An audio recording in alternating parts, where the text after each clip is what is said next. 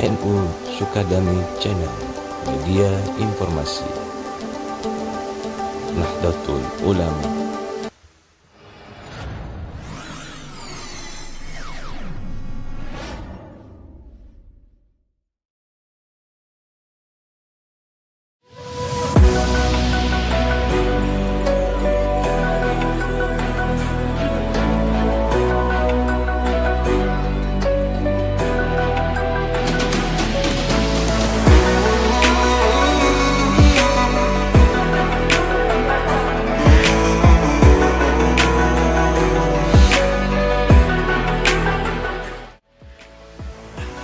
dan juga peserta jajaran takziah pengurus Batik NU yang hadir, dan juga yang saya hormati dan kita hormati pula dari perwakilan WHCNU World Halal Center NU, Kang Adi beserta tim yang sudah.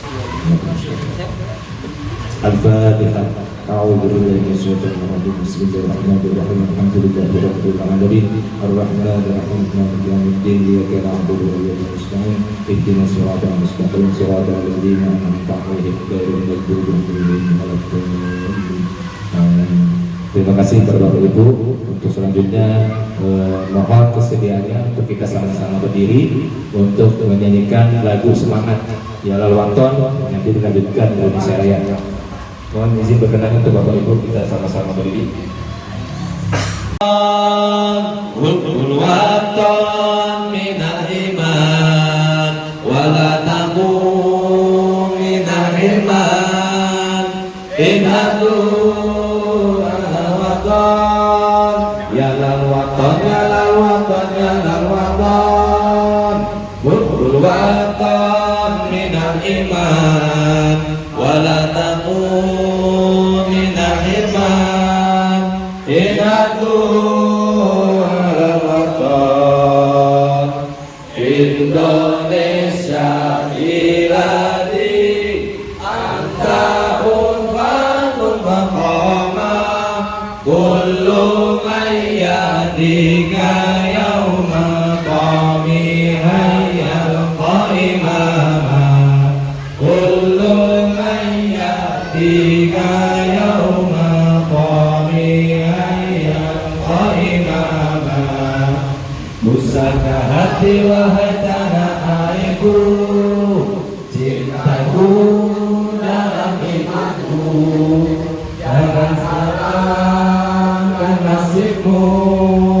Bangkitlah hai bangsaku, pusaka hati wahai tanah airku, cintaku dalam imanku, jangan halang nasibmu.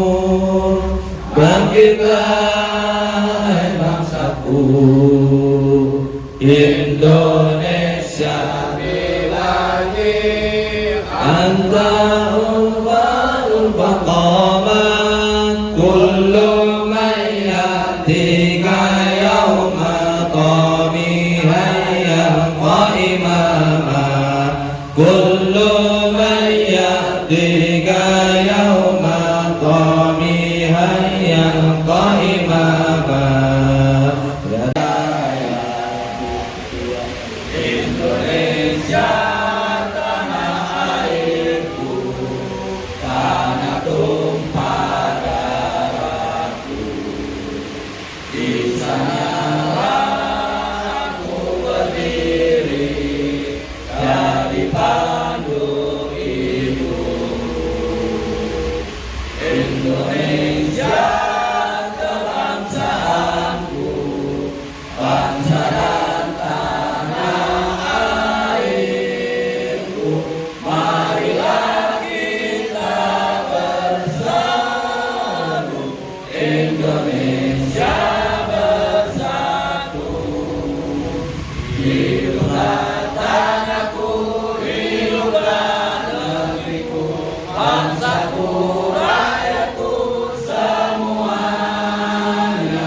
Bangunlah jiwanya, bangunlah badannya untuk Indonesia Raya. Indonesia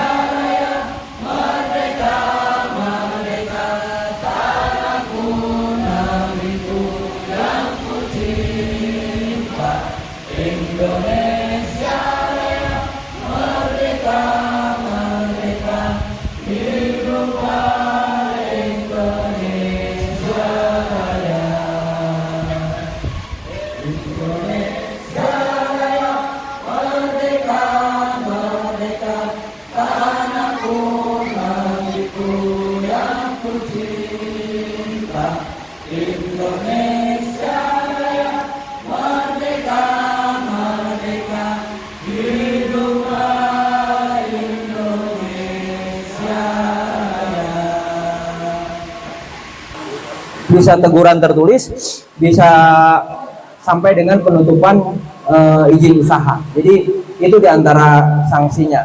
Nah terus kemudian apa sih manfaat atau keuntungan yang bisa kita dapat dengan punya sertifikat halal?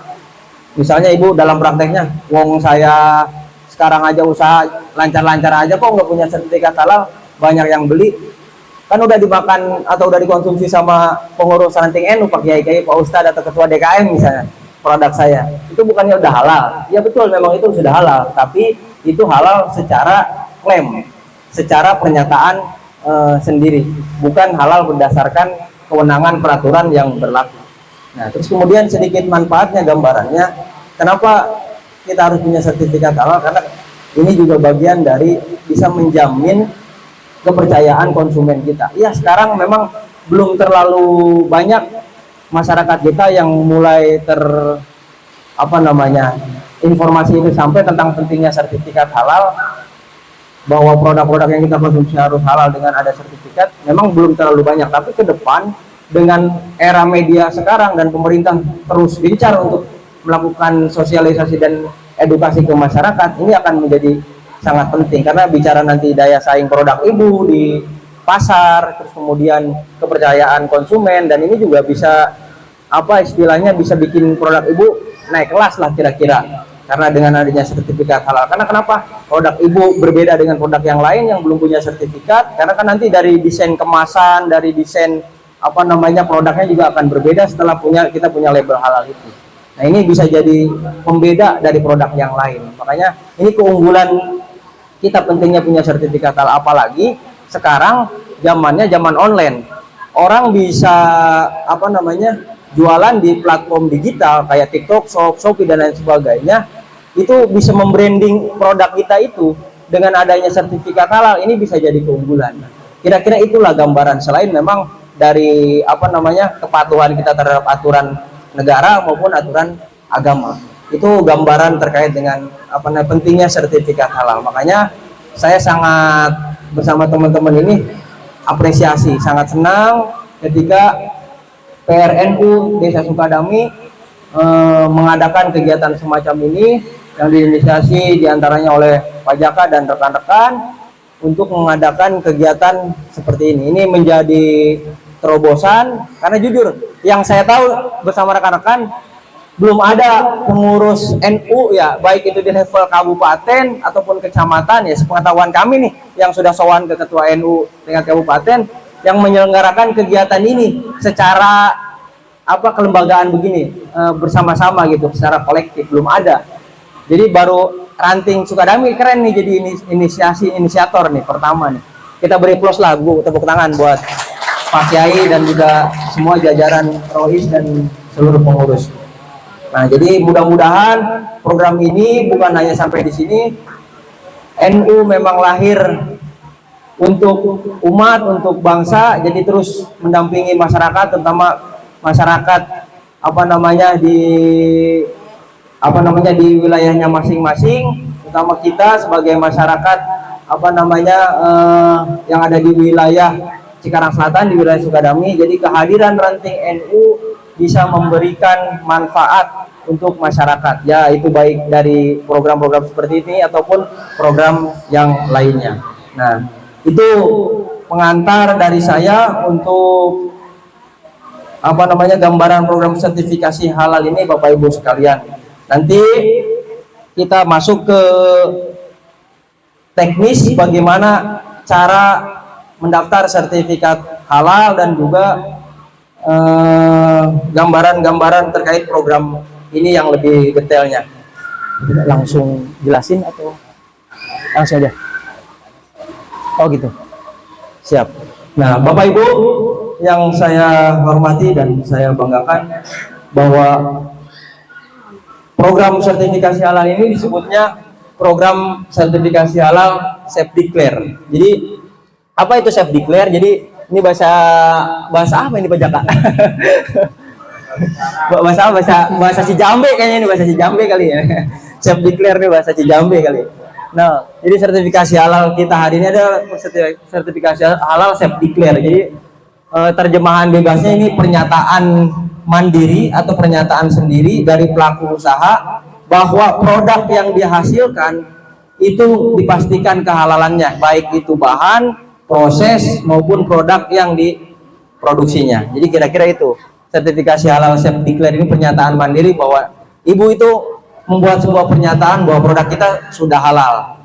Nggak perlu ada proses audit dari lembaga pemeriksa halal. Nah, kalau pengen ada lembaga pengen ada audit itu satu lagi. Jadi sertifikat halal itu ada 2 jalur. Jalur pertama jalur sekarang Cibarusah, bukan. Jalur pertama jalur self declare. Nah, jalur kedua jalur reguler. Nah, kalau jalur reguler itu yang tidak difasilitasi oleh pemerintah, tapi itu perusahaan atau pelaku usaha mengurus mandiri dan mereka ada biaya yang dikenakan, terus tahapannya juga ada namanya proses audit, ada pengecekan dari lembaga pemeriksa halal datang ke lokasi ibu. Itu kira-kira untuk gambaran sertifikasi halal. Terus kemudian untuk persyaratan sertifikasi halal self declare ini apa saja? Yang pertama, bahwa ibu sudah memiliki NIB atau bapak sudah memiliki NIB. Apa itu NIB? Nomor induk berusaha. Kalau dulu 2018 ke sana itu ada namanya SIUP, surat izin usaha perdagangan atau TDP, tanda daftar perusahaan. Nah, sekarang itu sudah tidak ada dengan berlakunya undang-undang terbaru, ada yang namanya NIB, jadi nomor induk berusaha. Jadi bapak ibu harus membuat NIB dulu, baru nanti bisa untuk mengajukan sertifikasi halal. Nah, untuk bikin NIB gimana caranya? Nanti bisa kita belajar bersama-sama, kita fasilitasi untuk bisa membuat NIB. Nah, terus kemudian selain itu syaratnya apalagi selain punya NIB? Yang kedua, produk yang bapak ibu produksi itu boleh makanan, minuman, terus obat tradisional, dan itu sudah dipastikan bahan-bahannya tidak sesuai dengan kriteria halal. Terus kemudian tidak melalui proses sistem mesin, artinya masih semi manual atau manual untuk proses produksinya. Terus kemudian dari sisi jumlah omsetnya juga, omset tahunannya itu maksimal 500 juta. Nah, ini jadi yang di atas itu tidak bisa difasilitasi oleh sertifikasi halal self declare. Nah, terus kemudian jumlah outletnya, misalnya ibu punya toko bakery. Nah, kalau sudah punya toko bakerynya sudah lebih dari 2 atau lebih dari 3, itu tidak bisa kita fasilitasi melalui program ini. Maksimal itu 1. Seperti itu kalau untuk persyaratannya untuk self declare. Nah, terus kemudian kategori makanan ataupun minuman juga ada pengecualian. Kalau usaha-usaha semacam catering, resto, rumah makan, terus rumah potong hewan atau rumah potong ayam, ini tidak bisa masuk ke program yang self declare. Jalur itu jalur yang reguler, seperti itu. Jadi semua produk bisa di sertifikasi halal kecuali yang rumah makan, terus kemudian resto, catering dan lain sebagainya, termasuk kedai-kedai seperti bakso itu belum bisa masuk jalur sini. Seperti itu. Kecuali yang mie ayamnya. Yang penting ayamnya sudah punya sertifikat halal. Artinya ayamnya itu ayam yang punya merek, biasanya kalau yang bermerek sudah punya sertifikat halal, atau ibu belinya dari rumah potong ayam yang sudah punya sertifikat halal, itu boleh diajukan sertifikasi. Kalau itu belum ada, itu belum bisa. Nah, makanya bahan-bahannya juga nanti bisa ibu catat, bahan yang digunakan apa saja, termasuk misalnya ibu punya produk nih roti. Nah, roti itu kan bahannya ya terigu, gula, terus misalnya ada margarinnya, ada misal pakai toppingnya misalnya ada susu, ada keju. Nah, ini semua harus ditulis. Misalnya tepungnya segitiga biru, nah ini harus ditulis. Minyaknya misalnya Sanko, terus kemudian gulanya katakanlah gula GMP atau gulaku, terus kemudian margarinnya Blue Band. Nah, harus ditulis harus ditulis merek-merek bahan yang ibu gunakan. Karena kenapa? Nanti merek bahan itu akan kita bantu untuk penginputan, dan kita yang akan membantu mencarikan nomor sertifikat halal untuk minyaknya. Misal katakanlah Sanko ini nomor halalnya berapa, diproduksi oleh PT apa, masa berlaku sertifikat halal produk Sanko ini sampai kapan, terus kemudian udah kalau misalnya untuk self declare sampai di situ. Jadi kita akan membantukan mencarikan untuk pengisian tabel itu. Terus gula, segala macam, terigu, itu semua kita input dari nama produsen, nomor sertifikat halal, masa berlakunya, kita akan carikan. Ibu cukup mengisi nama mereknya aja. Nanti kita akan bantukan untuk pengisiannya. Yang penting ibu menginformasikan bahan yang ibu gunakan harus sesuai dengan apa yang ditulis. Jangan sampai tidak sesuai, karena ini tadi sertifikat halal kita self declare ya, pernyataan mandiri bahwa bahan yang digunakan, proses produksi produk yang dibuat itu harus benar-benar sesuai dengan kriteria halal. Nah, itu terkait dengan bahan. Terus kemudian lanjut pada yang nama. Nah, untuk nama produk Bapak Ibu, ini jangan sampai nama produknya di luar ketentuan yang berlaku. Contoh, Bapak Ibu misalnya brand usahanya tadi roti, misalnya roti gemoy atau roti bahenol. Nah, ini punten, ini nggak boleh nih. Kalau misalnya brand rotinya roti bahenol atau roti gemoy, nggak boleh. Karena kenapa? Nama-nama ini dianggap sebagai nama-nama yang berkonotasi terhadap pornografi dan porno aksi. Jadi nggak boleh nama-nama itu. Saya pernah ngurus salah satu produk, dia ada namanya produknya ada mereknya Gemoy. Akhirnya Gboy itu nggak boleh tuh. Akhirnya saya ganti namanya sesuai dengan persetujuan yang si pelaku usaha. Jadi nggak boleh misalnya nasi goreng goyang gergaji, misalnya itu nggak boleh tuh. Terus nama-nama yang ini nasi goreng misalnya babi goreng, nah itu udah nggak boleh, jelas tuh. Terus kemudian ada nama-nama menjurus ke anjing kayak gitu, nggak boleh. Ke minuman keras, nama-nama kayak gitu juga nggak boleh. Jadi perhatikan betul, brand usaha ibu juga harus benar-benar mengikuti kriteria yang sudah ditentukan. Yang umum-umum aja, saya pengen terkenal misalnya, pengen cepat viral nih, namanya harus nama-nama yang agak nyeleneh misalnya gitu. Nah, ini tolong ini juga diperhatikan, jangan sampai kenyelenehannya itu melewati batas ketentuan yang sudah ditentukan. Itu untuk gambaran nama produk. Nah, terus kemudian selanjutnya, karena ini ada peraturan terbaru juga Bapak Ibu, ya memang sih enaknya sih sebenarnya kalau untuk lebih cepat Pak Jaka, tadi itu Bapak Ibu semua bawa produknya masing-masing gitu. Jadi karena hari ini sistem verifikasinya di BPJPH itu, kami para pendamping harus ada foto bareng dengan si pelaku usaha, ya mau nggak mau nanti ada dikumpulkan lagi secara bareng-bareng untuk kami foto bersama, mereka megang produk. Karena nanti foto mereka megang produk dengan kami pendamping itu akan di-upload di sistem dengan foto produk yang dia punya. Itu Pak Jaka dan rekan-rekan semua. Jadi ya nggak apa-apa lah, ini bagian dari proses yang kita tempuh semua, jadi kita harus lalui. Terus kemudian untuk masa berlaku sertifikat halal kita ya Ibu, masa berlakunya 4 tahun. Kalau dulu waktu di MUI itu 2 tahun. Ya walaupun memang ini sedikit informasi, ada juga peraturan yang dikeluarkan oleh Presiden di awal tahun 2023 di Perpres nomor 2 kalau tidak salah, saya lupa. Itu sertifikat halal berlaku seumur hidup sepanjang produk dan bahannya tidak berubah. Tapi itu masih perdebatan lah, belum berlaku secara optimal karena kita nyari jalur yang amannya aja yang sudah diterima semua pihak, yaitu masa berlakunya 4 tahun.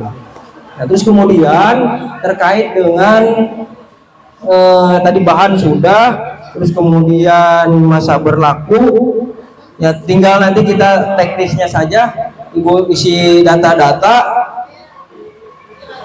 yang kemasan. Oh iya, foto produk juga kalau bisa yang ada apa namanya labeling usahanya. Kalaupun nggak ada ya nggak apa-apa, nanti bisa kita apa namanya foto, misalnya foto produknya masih polosan tapi misalnya ibu punya gambar stiker atau spanduk di rumah, nah, nanti bisa difotokan seperti itu. Kalau untuk apa namanya produk-produk yang harus di apa namanya foto. Terus kemudian terkait jumlah produk nih. Nah, jumlah produk yang bisa disertifikasi halal. Nah, misalnya dalam pengajuan itu ibu produknya tadi roti. Nah, roti ini bisa diajukan 10 maksimal, 10 varian. Katakan roti kacang, roti coklat, terus kemudian apa namanya roti stroberi dan seterusnya. Nah, ini 10. Nah, kalau misalnya berbeda jenis produk kue kering atau dengan kue basah itu 5 produk yang bisa diajukan. Tapi kalau misalnya masih dalam satu kategori atau satu jenis itu 10. Tapi kalau misalnya ada kue kering misalnya nastar, terus kemudian ada risoles, terus kemudian ada roti. Nah, ini boleh kalau berbeda seperti itu masih dalam satu apa namanya kelompok kategori jenis kategori produk itu 5. Tapi kalau misalnya satu jenis itu 10. Jadi memang dibatasi. Kalau sebelumnya 2000 pertengahan 2023 ke sana itu masih bebas, 20 produk aja masih bisa. Kemudian seiring perkembangannya waktu akhirnya mulai ada ketentuan atau peraturan yang terbaru. Mungkin itu aja pengantar dari saya. Nanti enaknya kita sambil ngobrol aja, sambil sharing apa yang memang kurang jelas, nanti bisa angkat tangan, kita sambil ngobrol aja. Karena kenapa lebih enak kita sambil ngobrol, langsung detail ke teknis supaya bisa percepatan. Terima kasih paparan saya hari ini. Mohon maaf atas segala kekurangan. Nanti kita sharing saja. Wassalamualaikum warahmatullahi wabarakatuh. Saya baru ngasih dan kita kan tadi Bapak yang bisa difasilitasi sama